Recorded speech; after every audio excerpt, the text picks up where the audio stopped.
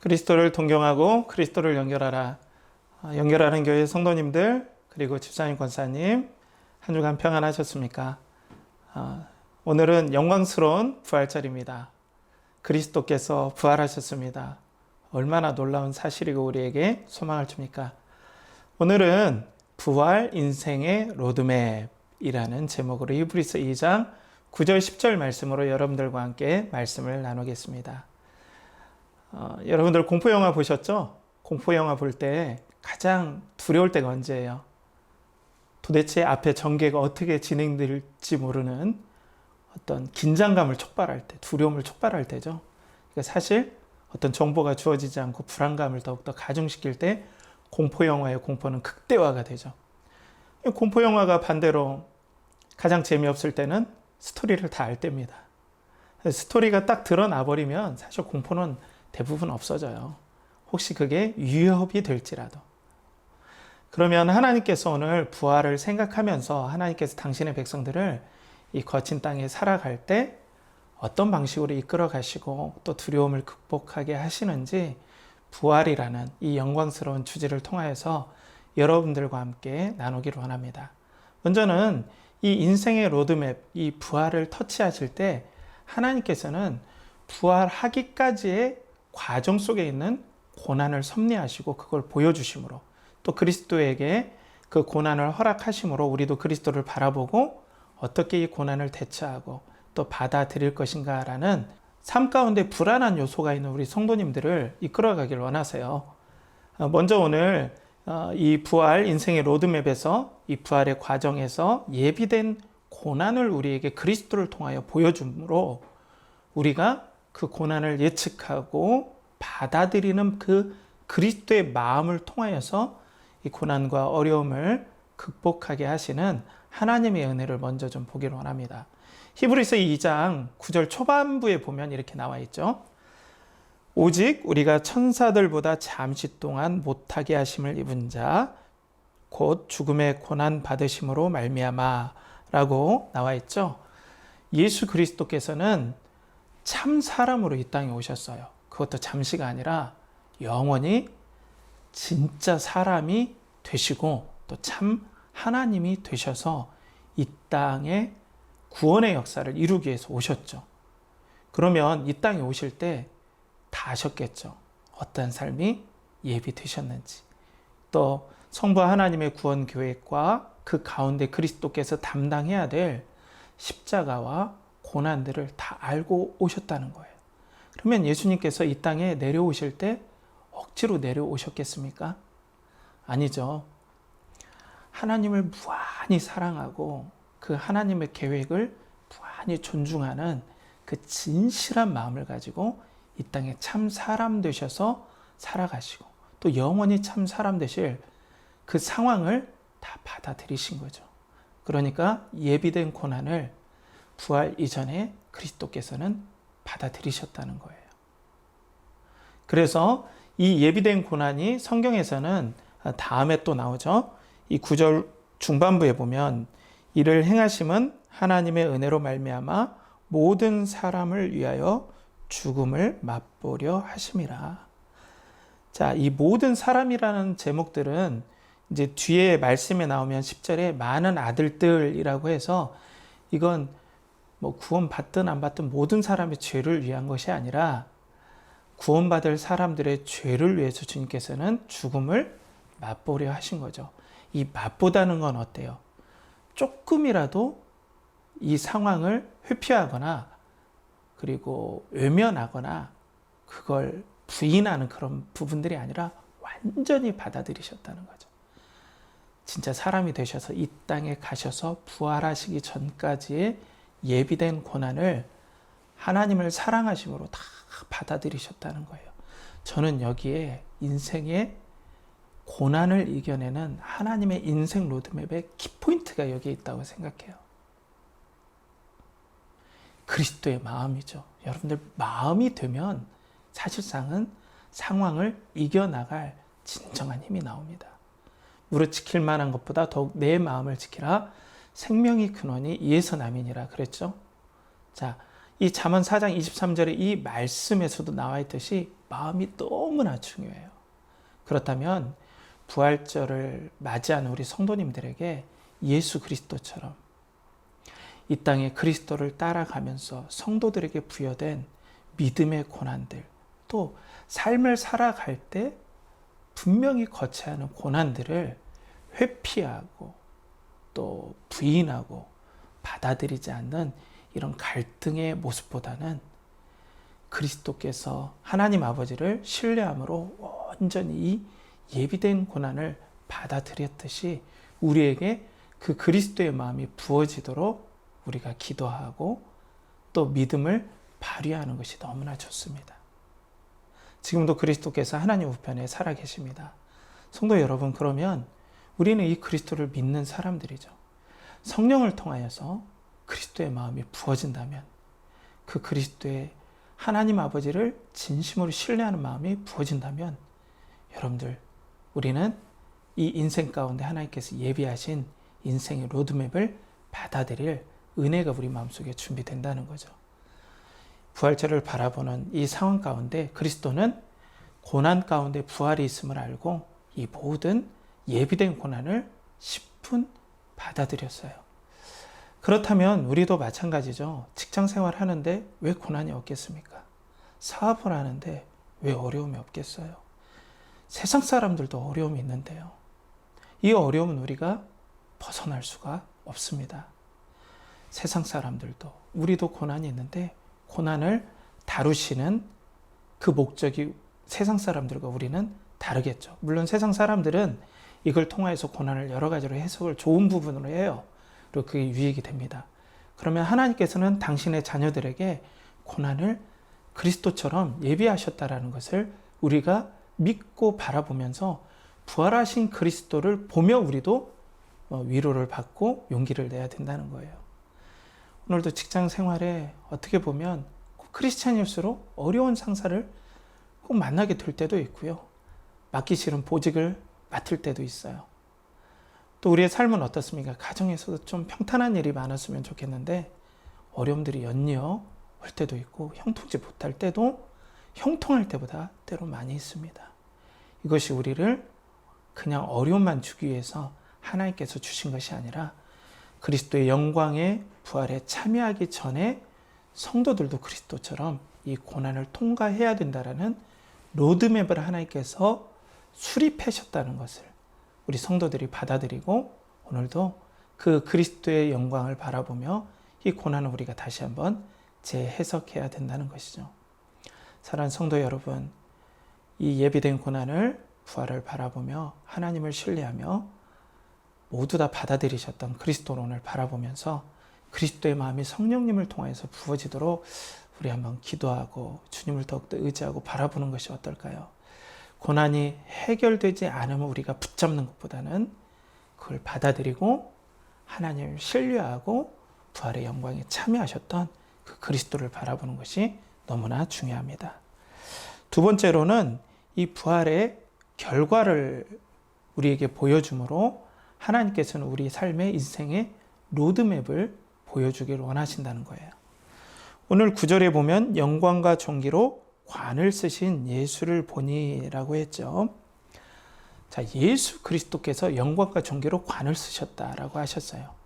생각해 보세요. 하나님께서 영광을 따로 받으실 필요가 있을까요?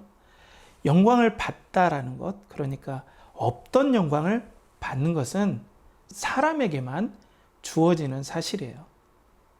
쉽게 얘기해서 하나님은 구태여 영광이 모자라시지 않아요. 그러니까 성자 예수 그리스도께서도 하나님이시기 때문에 구태여 영광을 또 받을 필요가 없으세요. 그렇기 때문에 새로운 영광을 받기 위해서 하나님께서 고난을 참여한다는 건 사실 말이 안 되는 거죠. 그러면 이건 뭐냐? 진짜 사람으로 오신 그리스도께서 사람으로서 받으시는 영광을 얘기를 하는 거죠. 그러니까 하나님께 진정으로 하나님을 신뢰하고 사랑하는 완전한 사람의 모본, 또 사람 되신 그리스도께서 얼마나 영광 가운데 높아질 수 있는가, 사람으로서 얼마나 영광을 얻을 수 있는가를 영광과 존귀로 관을 쓰신 예수 그리스도를 보여주심으로써 하나님께서 영광 받으시고 그리스도께서 영광 받으시는 거죠. 자, 그건 이제 그리스도의 측면에서 나타난 거죠. 지금 이 부활절 맞이해서 우리 주님께서 영광과 존귀로 만유의 후사로 또 만물을 다스리시는 왕으로서, 진짜 왕으로서, 진짜 사람으로서 영광을 받으셨어요. 또 만유의 이 모든 하늘과 땅을 연결하시는 대제사장으로서 또 영광을 받으셨죠. 또 완전한 말씀 대신 진정한 선지자로서 또 영광을 받으셨죠. 그러니까 이 영광, 오늘 히브리서에 초점을 맞춘 이 영광은 하나님 본질로서, 하나님 그 자체로서의 영광이라기보다는 사람으로 오셔서 아버지 하나님께서 사람 그리스도에게 부여하신 그 영광을 부활하심으로써 보여주신 거예요. 그러면 우리에게 영광이 이것이 돼 있다는 거예요. 우리가 정말로 예수 그리스도를 따라갈 때 우리도 동일하게 부활하고 예수님과 함께 동일한 영광 가운데 갈 수 있다. 참 사람 되신 그리스도처럼 이 땅에 하나님께서 허락하신 고난을 통과하고 믿음으로 살면 그리스도와 함께 진짜 사람이 얻을 수 있는 영광에 사람된 너희들도 참여할 수 있다라고 하나님께서는 보여주시는 거죠. 그렇기 때문에 부활은 이렇게 영광스러운 겁니다. 우리들에게 사실상은 적용이 되는 거예요. 그리스도의 그 영광을 보면서 우리도 이 땅에서 고난을 이겨나갈 수 있구나. 그래서 10절에 이렇게 나옵니다. 보면은 그러므로 만물이 그를 위하고 또한 그로 말미암은 이가 많은 아들들을 이끌어 영광에 들어가게 하신 일에 그들의 구원의 창시자를 고난을 통하여 온전하게 하심이 마땅하도다라고 얘기를 하고 있죠. 예수 그리스도를 고난을 통하여 온전하게 하셨다. 그리고 이것이 하나님의 구원 계획에 들어가 있다. 그러면 우리 성도들도 이 그리스도와 같은 순종과 또 예비된 고난을 통하여서 우리는 그리스도의 영광에 참여할 수 있다. 어떻게 알 수 있냐? 부활하신 그리스도의 영광을 통해서 우리도 알 수 있다는 거죠. 그러면 우리의 인생의 로드맵이 쫙 전개가 되는 거죠. 예비된 고난, 그리고 참된 그리스도의 영광을 우리에게 보여주심으로써 우리도 그 영광에 참여할 수 있다. 그러면 여러분들 이렇게 생각할 수 있어요. 그건 그냥 너무 뜬구름 잡는 소리 아니에요? 그러면 제가 여러분들에게 되묻겠습니다. 우린 그러면 무엇을 믿는 거죠? 우리는 무엇을 소망하는 사람들이죠? 우린 왜 예수 그리스도를 주님이라고 믿는 거죠? 바로 이 부활의 영광 때문 아닐까요? 정말로 바로 이 부활의 영광 때문에 우리가 예수 그리스도를 믿는 거 아닐까요? 예수님께서 진짜 우리의 구원의 주님이 되시고 부활하심으로 하나님께서 정말 예수 그리스도를 통해서 사람이 살아날 수 있고 구원받을 수 있고 부활할 수 있다는 걸 하나님께서 진실하게 하나님의 모든 영광에 초점을 맞춰볼 때 음결이 없다. 그래서 예수 그리스도를 부활시킴으로써 하나님께서는 우리도 구원받고 부활할 수 있고 죄의 문제가 해결하고 하나님 나라 백성이 될 수 있다는 걸 보여주는 거 아닌가요? 두 번째로는 예수 그리스도를 모델로 세워주셔서 우리들에게 인생의 로드맵을 딱 제시해 주는 거 아니겠습니까? 우린 그걸 믿는 거죠. 예수님처럼 예비된 고난을 하나님을 사랑하심으로써 우리도 동일하게 같이 극복하고, 그러므로 인생의 고난이 올 때 우리가 이런 고난이 그리스도께서도 받으셨기 때문에 우리도 받을 수 있다. 그렇기 때문에 받아들이는 마음으로 극복하도록, 또 참 사람으로서 영광 받으신 그 그리스도를 우리에게 보여주시는 그 은혜, 그리스도의 영광을 우리가 봄으로써 우리도 그리스도처럼 영광에 참여할 수 있다는 이 소망 때문에 우리가 그리스도를 믿는 거 아니겠습니까? 그런데 세상을 보면 어때요? 우리는 세상에서 뭔가를 이루고 또 뭔가를 성취해야만이 성공한 인생이라는 인생이 자기 개발서의 어떤 틀에 매일 때도 있어요. 물론 그렇게 되어질 수도 있지만 여러분들 잘 보십시오. 그리스도의 인생을 한번 보세요. 인생 자기 개발서에 그리스도의 삶을 우리가 집어넣을 때 과연 성공한 인생입니까? 저는 그렇게 단정할 수 없다라고 봐요. 인생의 개발서에서 무엇을 이루고 비전을 성취하고 또 성공하는 그런 모습은 사실 그리스도의 참 사람의 모습에서는 찾기가 힘든 부분이에요.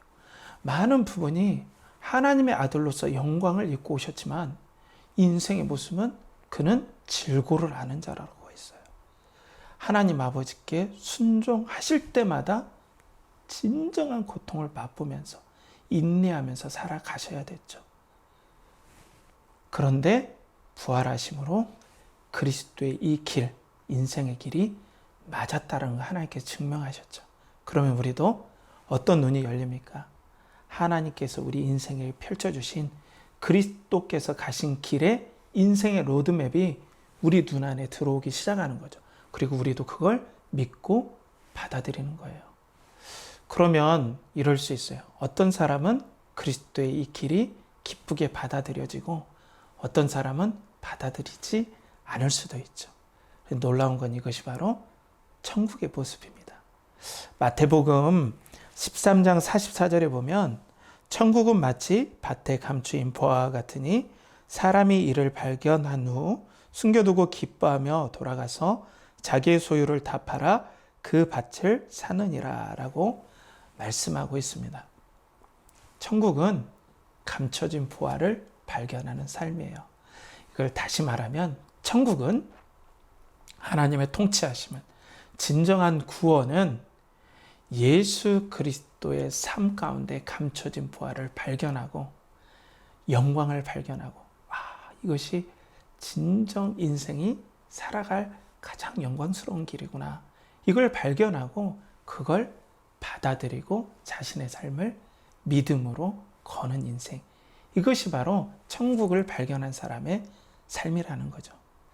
이 시간 성령께서 여러분들 마음 가운데 역사하길 원해요.